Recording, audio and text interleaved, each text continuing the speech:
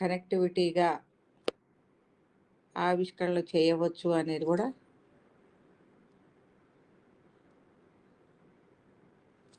తెలుసుకున్నాం. ఈరోజు మనము సచంద్రము, ఇప్పుడు ఏవైతే ఆవిష్కరణలని మనము ఒక హృదయాన్ని ఆవిష్కరిస్తూ ఉన్నామో దాన్ని ఒక వేదికగా చేసి ఇక్కడ ఈ సచంద్రము అనే దాన్ని ఒక వేదికగా చేసి ఈ ఆవిష్కరణలని మనం దృశ్యమానం చేస్తూ ఉన్నాం.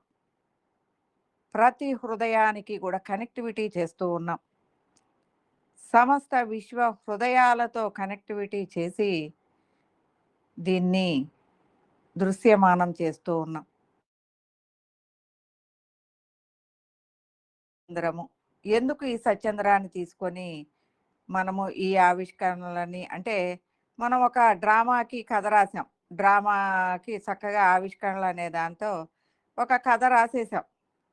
మరి డ్రామా ప్లే చేయటానికి ఒక వేదిక కావాలి కదా, అలాంటి వేదికే సచంద్రము. మరి ఏంటి సచంద్రము, ఎందుకు ఎందుకు ఈ సచంద్రాన్ని తీసుకోవాల్సిన అవసరం ఉంది అంటే, ఈ సచంద్రము అనేది ఒక వేదిక అన్నాం. ఎలాంటి వేదిక? నీ హృదయ వేదిక. నువ్వు ఏదైతే హృదయముతో ఆవిష్కరిస్తున్నావో ఆ వేదికగానే చేసుకొని నువ్వు దీన్ని అనేక హృదయాలకి అందిస్తూ ఉన్నావు. మరి ఇలా అందించేటప్పుడు నీ హృదయము అంటే ఏమై ఉంది ఇక్కడ? జ్ఞాన ప్రకాశము. ఈ జ్ఞాన ప్రకాశము ఏదై ఉంది? ఒకటి ప్రకాశము సూర్యుడు, ఒక జ్ఞానము చంద్రుడు అయింది. ఈ సూర్య చంద్రుల కలయికే సచంద్రము అయింది. ఈ వేదిక సూర్యచంద్రుల కలయికే సచంద్రమైంది. ఎప్పుడైతే నీ హృదయాన్ని సచంద్ర వేదికగా చేశావో నీ హృదయంలో ఉన్న అనేక భావనలని వ్యక్తం చేయటానికి అనేక దృశ్యమాన రూపాలుగా, మనో దృశ్య రూపాలు అంటే బయటికి అందరికీ కనిపించే కాదు, ఇక్కడ ఒక డ్రామా ప్లే చేస్తూ ఉన్నావు ఈ వేదికగా చేసుకొని. ఇప్పుడు నువ్వు ఒక వేదికగా చేసుకొని డ్రామా ప్లే చేసేటప్పుడు నీకు అనిపిస్తూ ఉంటుంది అట్ ద బిగినింగ్లో, నేను చేసేది కరెక్టేనా, నేను ఒక లోక కళ్యాణము విశ్వ కళ్యాణము అనే భావనతో నేను చేస్తూ ఉన్నాను, ఇది కరెక్టేనా, ఇది జరుగుతుందా జరగదా అనే అనేక ఆలోచనలు మనకు వస్తూ ఉంటాయి. ఎందుకంటే అట్ ద బిగినింగ్లో మనకి దాని మీద ఒక సాధన, ఒక ఆ పట్టు ఇవన్నీ లేవు కాబట్టి. ఎప్పుడైతే నీవు దాని మీద ఒక కాన్ఫిడెన్స్, విశ్వాసము వచ్చిందో నువ్వు రాసే ఆవిష్కరణల మీద కూడా నీ కాన్ఫిడెన్స్ కనిపిస్తుంది. నువ్వు చేసే ఆవిష్కరణ మీద కూడా, సచంద్రయుక్తంగా చేసే ఆవిష్కరణలో కూడా రకరకాలైన డైరెక్షన్స్, ఎలా ఈ ఆవిష్కరణని ఒక డ్రామాని ప్లే చేయటానికి ఎలా ప్లే చెయ్యాలి అన్న డైరెక్టరు కథ రాయగానే కాదు, దాన్ని ప్లే రూపంగా ఎలా తీసుకొస్తాడో అలాగే మనం కూడా ఎలా దీన్ని, ఒక అజ్ఞానము ఉంది అంటే దానిని జ్ఞానముతో, ఒక దుఃఖము ఉంది అంటే దాన్ని జ్ఞానముతో మనం నింపటం వలన ఆ దుఃఖము అనేది పోతుంది. ఏదైతే అజ్ఞానంగా ఉందో, ఏ అజ్ఞానంతో అయితే ఉందో ఆ జ్ఞానాన్ని మనం అందివ్వటం వలన. అలాగే ఇప్పుడు అలాంటి అనేక విషయాలని మనము సమస్తానికి అందించటానికి ఈ వేదికని ఉపయోగించుకుంటాం. మనం అనుకుంటూ ఉంటాం, ఈ వేదికని ఇలా ఉపయోగిస్తున్నాము. నేను మంచిదే చేస్తున్నానా?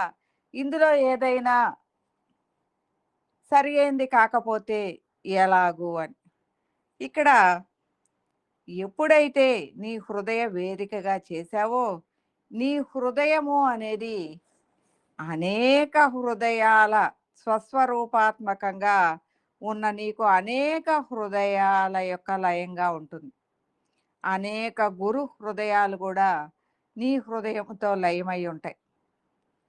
ఎప్పుడైతే నీ హృదయాన్ని వేదికగా చేశావో అనేక గురు హృదయాలు కూడా దాని మీద అనేక లేయర్లుగా ఏర్పడి ఉంటాయి.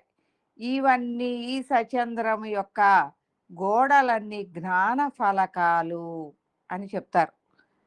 ఏంటి ఈ జ్ఞాన ఫలకాలు అంటే నీ హృదయము అనేక గురు హృదయాల యొక్క లయమే కాబట్టి ఈ సచంద్రం యొక్క గోడలన్నీ కూడా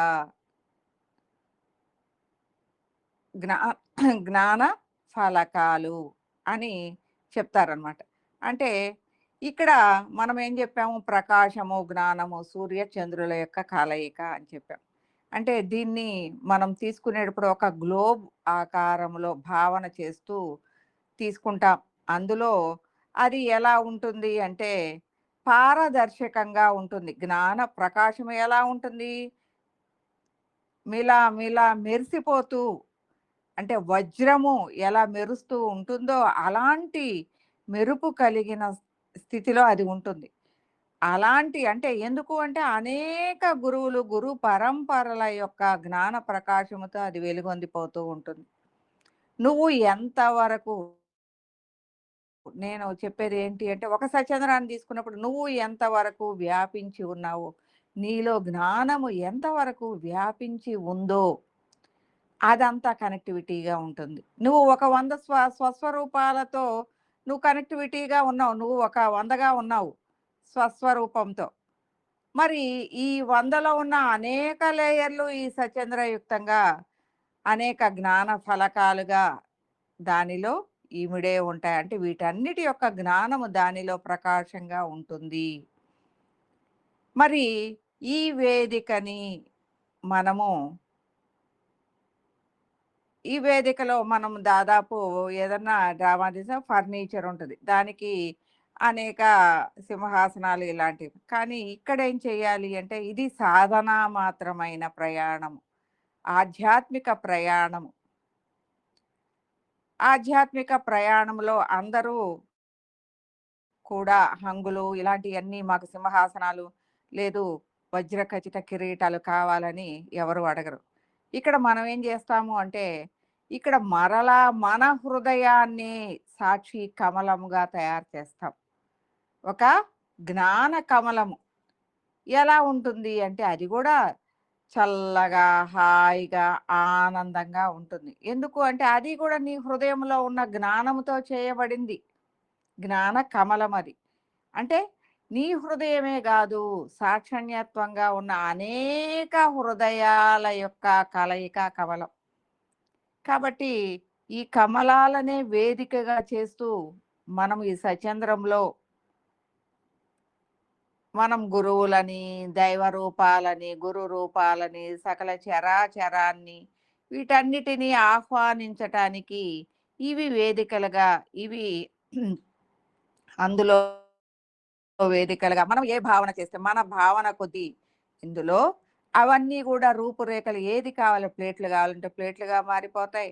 జ్యోత్స్నామృతం కావాలంటే జ్యోత్స్నామృతంగా మారిపోతుంది. పుష్పాలుగా కావాలంటే పుష్పాలు, మాలలు కావాలంటే మాలలు, పైనుంచి పాలపుంతల నక్షత్రాలుగా కావాలి అంటే అలాగా అనేక రకాలుగా మనము మార్చుకోవచ్చు. అంటే మన భావన ఏదైతే ఉంటుందో ఆ భావనగా దాన్ని నీళ్లుగా మార్చుకోవచ్చు, గాలిగా, అన్ని రకాలుగా మన భావన ఏదైతే మారుతూ ఉంటుందో అనేక విధి విధానాలుగా ఈ ఆవిష్కరణలో మనం భావనాయుక్తంగా ఇప్పుడు ఒక అమ్మవారిని ఆహ్వానించాం సచంద్రంలోకి, సాక్షి కమలంలోకి. మామూలుగా మనం అమ్మవారికి ఏం చేస్తాము? చక్కగా పట్టు బట్టలు, పసుపు కుంకుమలు, పుష్పాలు పండ్లు, అనేకమైన రుచికరమైన ఆహార పదార్థాలు, చక్కగా పూలు, గాజులు ఇవన్నీ. నేననుకుంటూ ఉన్నాను, వీటన్నిటిని గూడా మామూలుగా అయితే నేను బంగారు పళ్ళెరంలో ఇవ్వలేను. కానీ అమ్మవారికి చక్కగా బంగారు జరీ చీరలు, బంగారు పళ్ళెరముల్లో ఈ పదార్థాలన్నీ గూడా ఆమెకిది చేస్తూ, ఇవన్నీ గూడా మన భావనాయుక్తంగా, అలాగే మనందరము ఎందుకు చేస్తున్నాము? ఆమె యొక్క అనుగ్రహాన్ని ఇవ్వమని. మన చుట్టూ ఉన్న విషయాలలో అనేకమైన కోరికలుంటాయి. అనేకమైన విషయాల పట్ల మనకి బాధాతప్త హృదయాలుగా ఉంటారు. వాటిని అనుగ్రహించమని కోరటం కోసము, లేదు ఈ జ్ఞానాన్ని అందరికీ గూడా అందించు అంటం. తర్వాత ఎంతోమందిని ఈ ఈ ఎంతోమంది ఇబ్బంది పడుతూ ఉన్నారు లోకంలో క్షతగాత్రులు గాని వీళ్ళందరూ కూడా. వాళ్ళందరికీ గూడా అనుగ్రహించు అని, తల్లిదండ్రులు లేని అనాథ పిల్లలకు గూడా అనుగ్రహాన్ని ప్రసాదించు. ఆహారము, అన్నపానీయాలు దొరికే విధంగా కూడు, నీడ అనే విధంగా అనేక విధాలుగా మనము ఆవిష్కరించవచ్చు. ఎందుకు అంటే మనం ఇంట్లో కూర్చొని అమ్మవారి పూజ చేసి ఎలా చేస్తాం?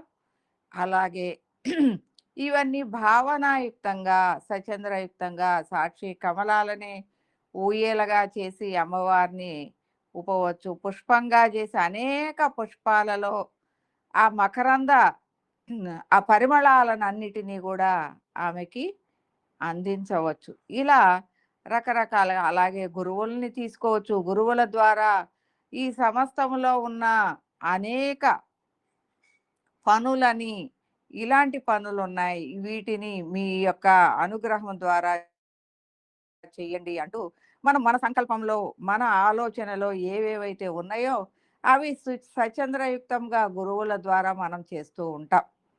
అంటే విశ్వ కళ్యాణ భావనతో మనం చేస్తూ ఉంటాం. లోక కళ్యాణము, విశ్వ కళ్యాణము, జగత్ కళ్యాణము.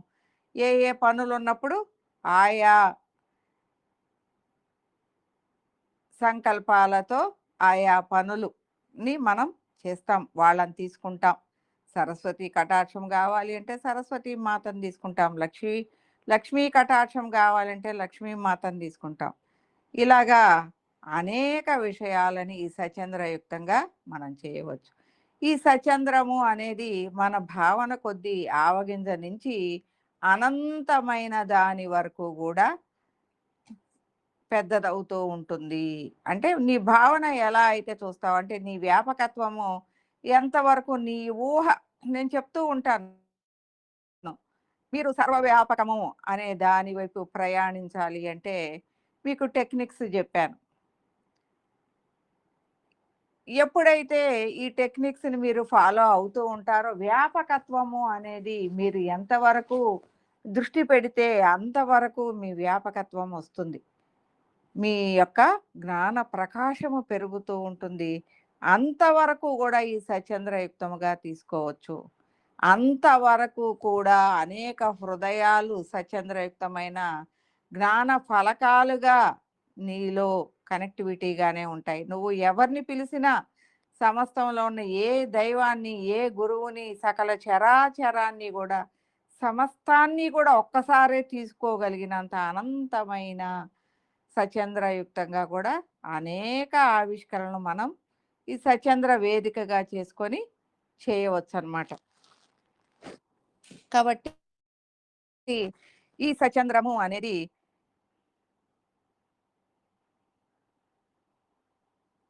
అనేక రూపాలుగా గూడా మార్చవచ్చు. ఒకరోజు ఒక కైలాసం వెళ్ళాలి అని అనుకున్నాం. కైలాసం వెళ్ళాలి అనుకున్నప్పుడు ఏదైనా ఒక పనిని ఉత్సాహంగా చేయాలి అంటే మనకి చిన్న వయసు కావాలి. ఈ పెద్ద వయసులో కాళ్ళు, కీళ్ళు నొప్పులు పుడితే ఎక్కడికన్నా వెళ్ళాలంటే ఏమి వెళ్తాం అది ఇది. అదే మిమ్మల్ని అందరినీ ఒక 10 ఏళ్ల పిల్లలుగా ఒక భావన చేశాను. ఈ సత్యాత్మావిష్కార అన్వేషణలో ఉన్న వాళ్ళందరినీ కూడా 8, 9, 10 సంవత్సరాల పిల్లలుగా చేశాం. అందరూ చక్కగా పరికిణీలు ఇవన్నీ లాగు చొక్కాలు ఇవన్నీ వేసుకొని చక్కగా సచంద్రయుక్తంగా సాక్షి కమలంలో ఎక్కి కూర్చొని ఈ సచంద్రాన్ని కైలాసం తీసుకెళ్ళమన్నాం. ఈ సచంద్రానికి సచంద్ర విహంగము అంటాం. ఈ సచంద్రము అనేది విహంగములాగా అంటే ఒక విమానము అంటే ఎగిరే పక్షిలాగా. అది కింద 2 ఆకులు రెక్కలుగా ఇలా ఇలా కొట్టుకుంటూ కైలాసానికి తీసుకెళ్ళింది. తీసుకెళ్ళి అక్కడ శివపార్వతులు కూర్చొని ఉన్నారు. అక్కడకెళ్ళి మన ఈ కమలములో నుంచి మనం స్వచ్ఛంద్రయుక్తంగా ఈ కమలంలో కూర్చుకున్న పిల్లలందరూ బెలా బెలా బెలా బెలా దిగేసి వాళ్ళ చుట్టూ కూడా గుమిగూడారు. అప్పుడు ఇక్కడేంటి అంటే ఆలోచన మాత్రంగా అన్నీ అందుకోగలిగిన స్థితిలో వాళ్ళందరూ ఉంటారు కాబట్టి, ఓ మీరందరూ వచ్చేసారా, మీకోసమే ఎదురు చూస్తున్నాం, మీకోసం మాకు చాలా ఆనందంగా ఉంది మీరందరూ మా దగ్గరికి వచ్చినట్లయితే అని ఆయన శివుడు చెప్తూ ఉన్నాడు. అందరూ వెళ్ళి వాళ్ళ చుట్టూ గుండ్రంగా కూర్చున్నారు. అప్పుడు ఆయన కథలు చెప్తూ ఉన్నాడు. ఆ కథలు వింటూ మనందరం కూడా ఆనందిస్తూ ఉన్నాం. అమ్మవారు పార్వతీదేవి మనకి తినుబండార ఆహారము తీసుకొచ్చి ఆమె అందిస్తూ ఉంది. చక్కగా అందరూ తింటూ ఆ కథలని ఆలకిస్తూ ఆనందంగా ఉన్నారు. మనందరినీ చూసి వాళ్ళిద్దరూ కూడా సంతోషంగా ఉన్నారు. అప్పుడు స్వామి అన్నారు, మీరందరికీ కైలాసాన్ని చూపిస్తాము అని చెప్పారు. అప్పుడు ఆనందంగా ఇదైనప్పుడు అక్కడ ఉన్న నందీశ్వరుడు అందరినీ ఎక్కించుకొని తన మీద కైలాసం అంతా తిప్పుకొచ్చాడు. తిప్పుకొచ్చిన తర్వాత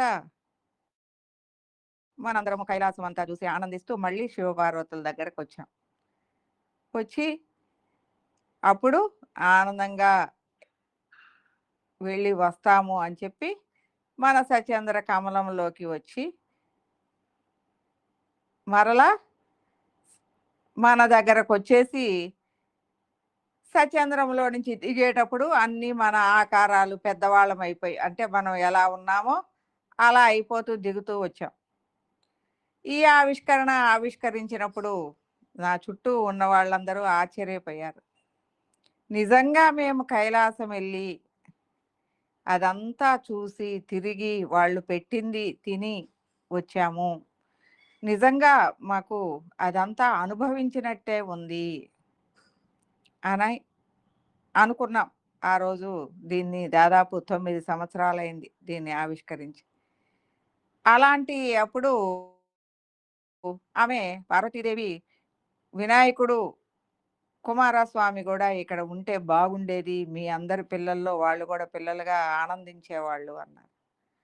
వాళ్ళు ఎక్కడికి వెళ్ళారు అంటే వాళ్ళ పనులలో ఎప్పుడో వెళ్ళిపోయారు. వాళ్ళ పనుల నిమిత్తం లోక కళ్యాణం కోసం వాళ్ళ పనుల నిమిత్తం వాళ్ళు వాళ్ళ ప్రయాణంలో ఉన్నారు. వాళ్ళని కలవటానికి కూడా కుదరటం లేదు అని చెప్పారు. ఆ మాట అనేది అక్కడ ఆమె వాడింది. తర్వాత కాలంలో మానస సరోవరంలో ఒకరోజు ఒకళ్ళు చెప్పారు. ఆమె అన్న శివపార్వతులు అన్న మాటలు అనేది నాకు ఒకంత నా దగ్గర పిల్లలు లేరు. వాళ్ళకి ఇలాంటి ఆహారాన్ని నైవేద్యంగా పెట్టాలి అన్నా కూడా మీ అందరికీ పెడుతూ ఉంటే నాకు చాలా ఆనందంగా ఉంది వాళ్ళకి పెట్టినంత అని అంది. సరే నాకనిపించింది ఈమె వాళ్ళకి కూడా తినిపిస్తూ ఆనందపడాలి అనంటే తల్లిగా వాళ్ళని ఇక్కడికి తీసుకురావాలి అనుకున్నా. ఎలా వస్తారు అనుకున్నప్పుడు మానస సరోవరం ఒడ్డున మానస సరోవరం ఒడ్డున ఎంతోమంది ఋషులు, మునులు, గురువులు, ఎంతోమంది జ్ఞానులు, ఎంతోమంది అనేక లోకాల వాళ్ళు వచ్చి మానస సరోవరంలో స్నానం చేసి వెళుతుంటారు అని చెప్తూ ఉంటారు.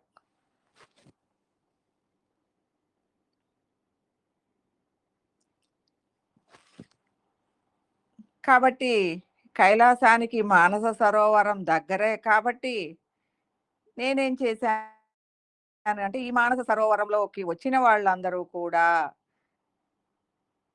పూజించుకోవటానికి అక్కడ వినాయకుడిని, కుమారస్వామిని ఇద్దరిని బాలలుగా ఉన్న రూపాలని ప్రతిష్ఠ చేశాం. ఎలా ఉంది ఆ ప్రతిష్ఠ అంటే అంతా ఓపెన్‌గానే ఉంటుంది. కానీ వజ్ర ఖచితాలు అనేక రకాలైన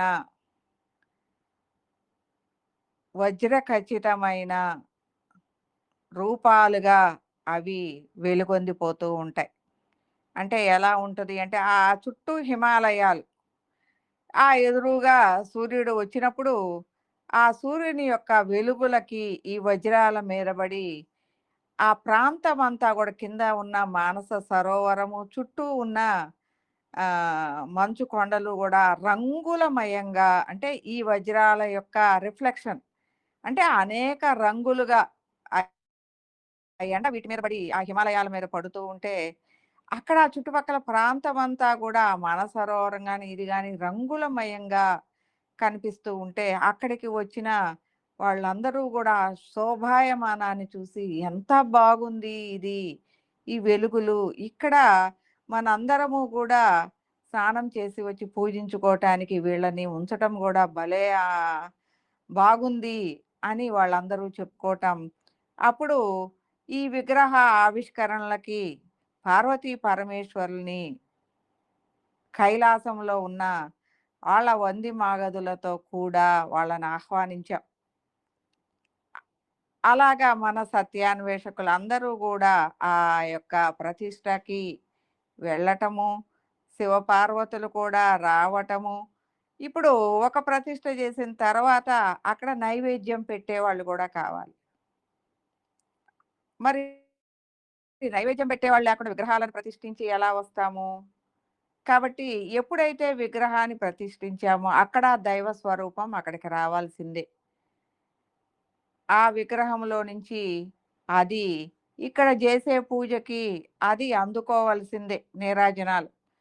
కాబట్టి ఎప్పుడైతే అక్కడ విగ్రహ ప్రతిష్ఠ చేశామో వాళ్ళు అందులోకి వచ్చారు. అక్కడికి శివపార్వతులను గూడా ఆహ్వానించాము. అమ్మవారికి అప్పజెప్పాం. నిత్య నైవేద్యం నీదే. ఎందుకు అంటే, ఒకరోజు మీరు అన్నారు, నా బిడ్డలు కూడా నా బిడ్డల్ని చూసినట్లుంది. వాళ్ళు ఎప్పుడో వెళ్ళి వాళ్ళ పనుల్లో నిమగ్నమయ్యి, నా దగ్గరికి రావటం లేదు. వాళ్ళకి ఇలాగ నైవేద్యం తినిపించాలని ఉంది అన్నారు కదా!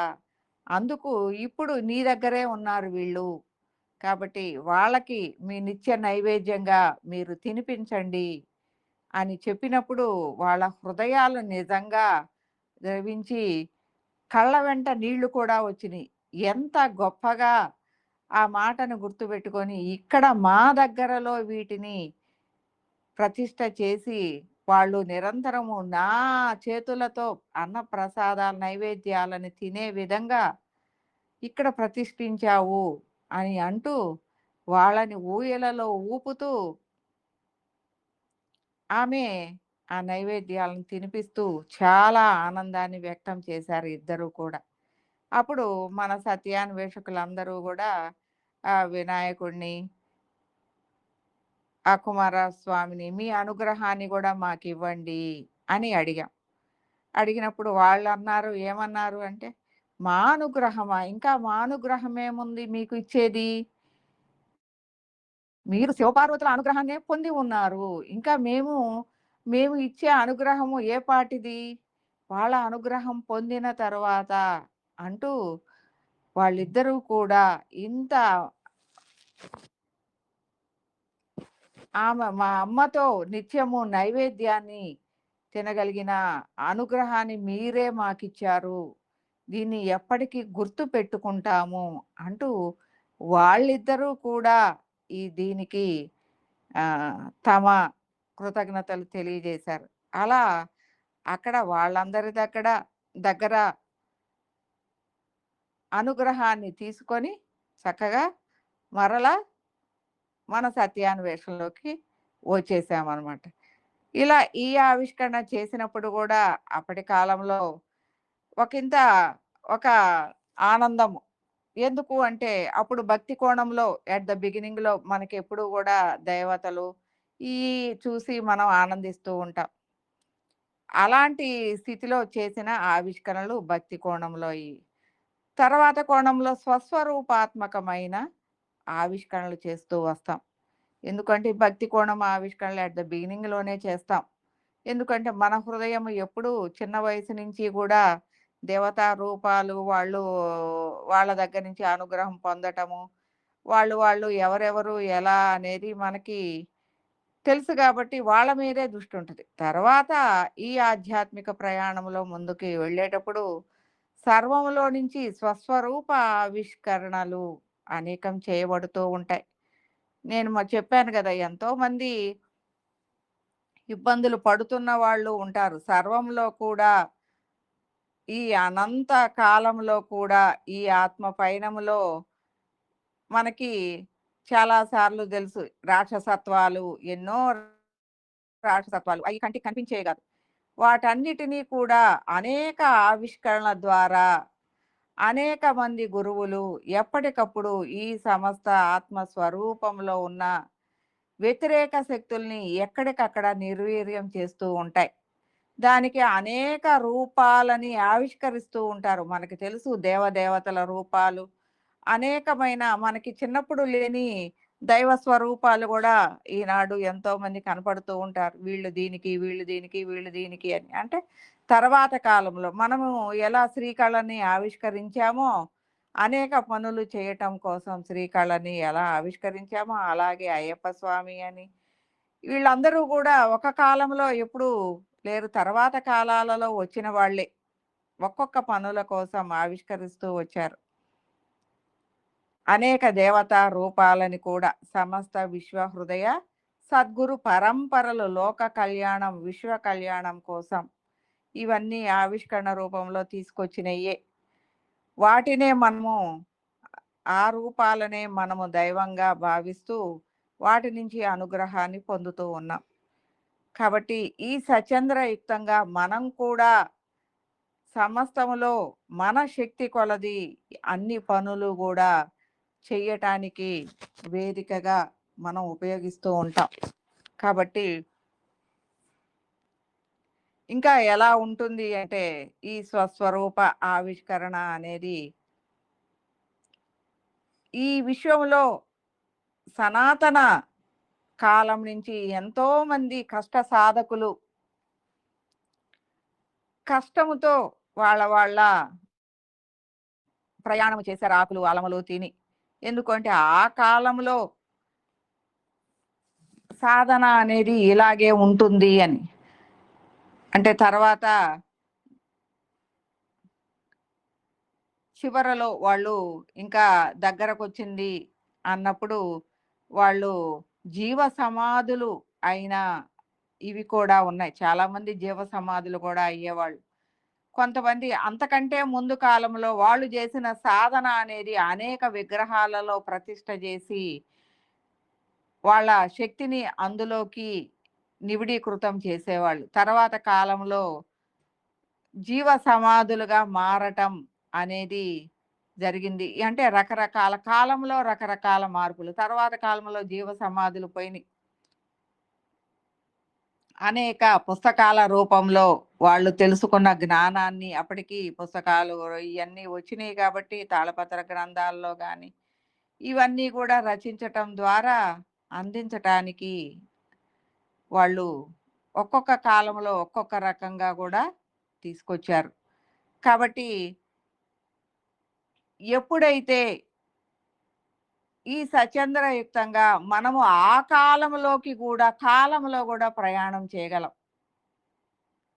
ఆ కాలంలోకెళ్ళి ఎవరైతే సజీవ సమాధులు అయ్యారో వాళ్ళని కూడా అడిగి ఎందుకు మీరు సజీవ సమాధి అయ్యారు? ఎందుకు ఇలా అవ్వాల్సి వచ్చింది? ఇందువలన మీరు ఏమైనా లబ్ధి పొందారా? అని అడగటము. వాళ్ళ ద్వారా లేదు లబ్ధి కాదు. ఒక రకమైన ప్రాణహింస ఇది. ఇది ఈ కాలంలో అది గుర్తింపు కోసం మేము ఇది అన్న ఒక రకమైన మూర్ఖత్వం ద్వారా చేశాము ఇది. కానీ అది సరైంది కాదు అని అంటూ వాళ్ళు తర్వాత కాలంకి వాళ్ళ అవగాహన అందించటం మూలంగా తర్వాత ఈ జీవ సమాధులకు ఇది పోవటము గూడా జరుగుతుంది. అంటే ఎలా ఉంటదంటే, ఒక స్థాయికి ఎదిగిన గురువు అనేక హృదయాలని అవగాహన చేసుకుంటాడు గాబట్టి, అంతకుముందు కాలంలో ఉన్న జ్ఞానం వీళ్ళ జ్ఞానం అవుతుంది గాబట్టి, అయన్నీ కూడా మనకి అవగాహన అవుతూ ఉంటాయి. అంటే కాలంలో మార్పుల మూలంగా సాధనలో గూడా మార్పులు వచ్చినాయి. కాబట్టి మనము ఈ కాలంలో జరిగిన అనేక వాటిని గూడా ఆవిష్కరించుకుంటూ వచ్చాం. అలాగే ఇంకా ఒకప్పుడు చాలామంది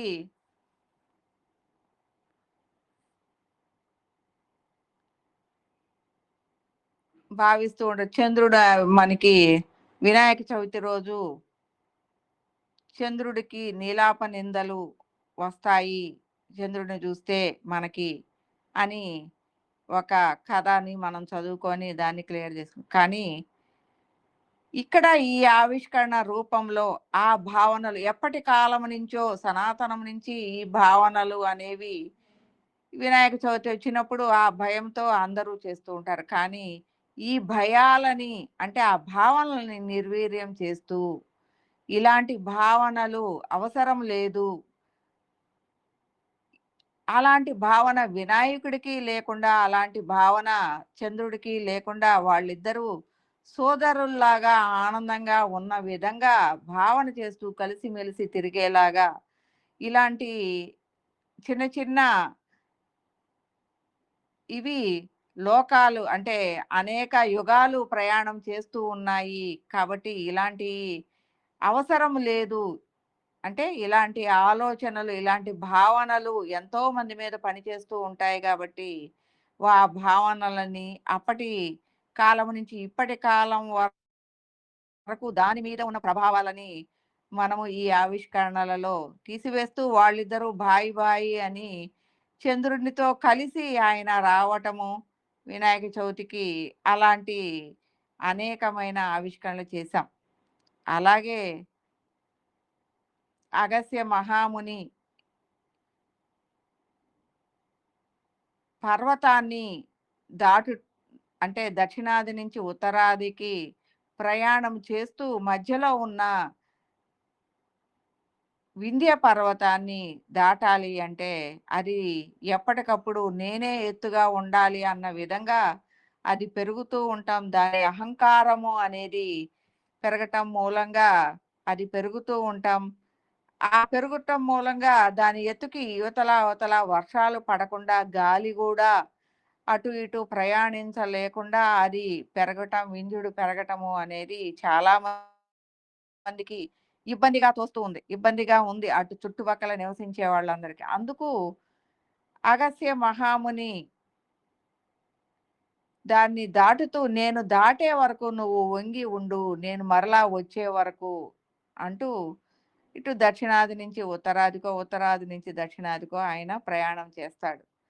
కానీ ఆయనేంటి అంటే ఆయన వంగాడు. మళ్ళీ వస్తాడు గదా! అని ఈయన వంగే ఉన్నాడు. కానీ ఆయన అటు రాలేదు. కానీ ఆ కాలం నుంచి ఈ కాలం వరకు గూడా నేను వంగే ఉన్నాను అన్న భావన మీ అందరికీ తెలుసు. అహల్య ఆహ్, అనే ఆమె, ఆమె భర్త శాపంతో ఒక శిలా రూపంగా అయింది అని రాముల వారి పాదాలతో ఆమె మామూలు దీనికి వచ్చింది అనేది మనకి తెలుసు. అలాగే అంటే ఇక్కడ శిల అయింది అనేది మనము ఎలా ఆలోచించాలి అనంటే, అక్కడ నుంచి మనసు అనేది స్థాణువైపోయింది. ఆమె ఈ ఆ లోకంలో లేదు. ఎప్పుడూ గూడా శిల అంటే అక్కడ మనసు శిలలాగా అయిపోయింది గానీ, మనిషి శిలలాగా గాదు. ఎప్పుడైతే ఆయన రాముల వారి స్పర్శ, ఆయన యొక్క ప్రభావము సోకిందో, ఆ మనసులో ఏదైతే శిలగా మారిందో, అది ఇహ ప్రపంచంలోకి అది మారటము అనేది ఆ కాలంలో దాన్ని శిల అనే విధంగా వ్యాఖ్యానించారు. కాబట్టి ఇక్కడ గూడా వింధ్యుడు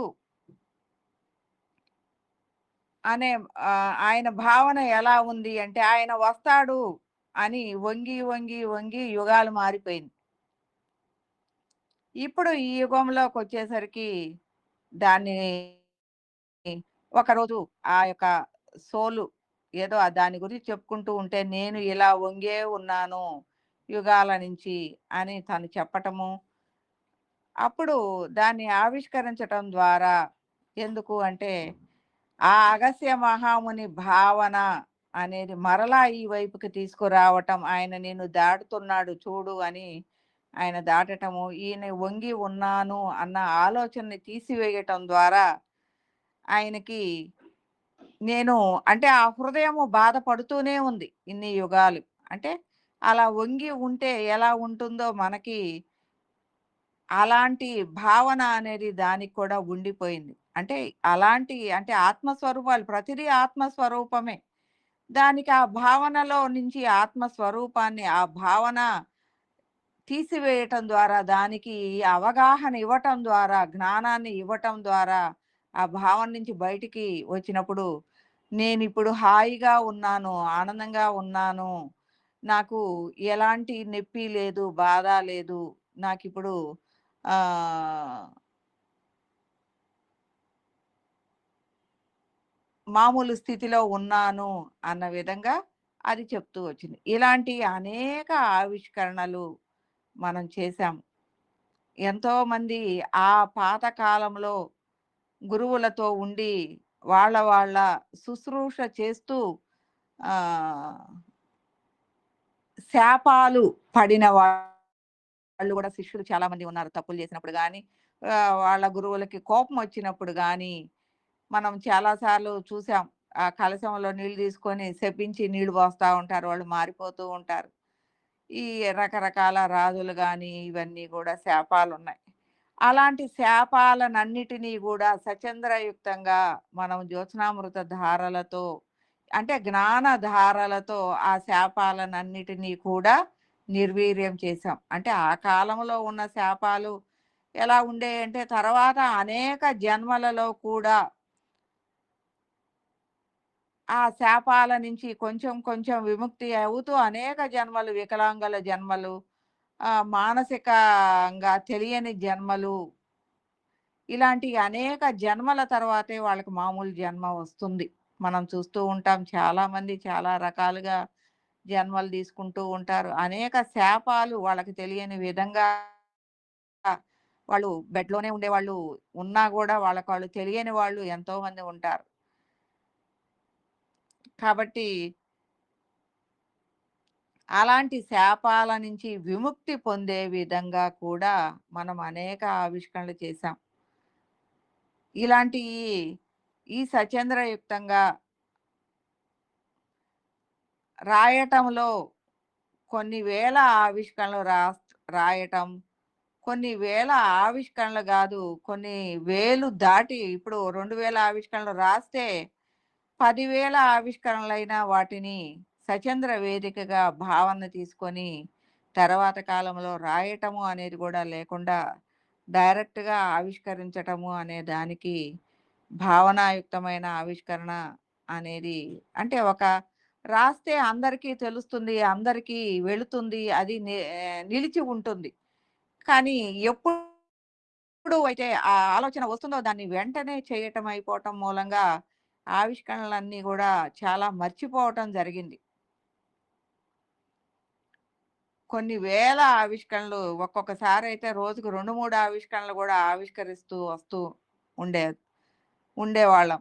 కానీ అవి ఏంటి అంటే వెంటనే మర్చిపోవటం గూడా జరుగుతుంది. ఎందుకంటే రాసి ఉంటే బాగానే గుర్తుండేయి. రాసి లేవు గాబట్టి అయి మర్చిపోతూ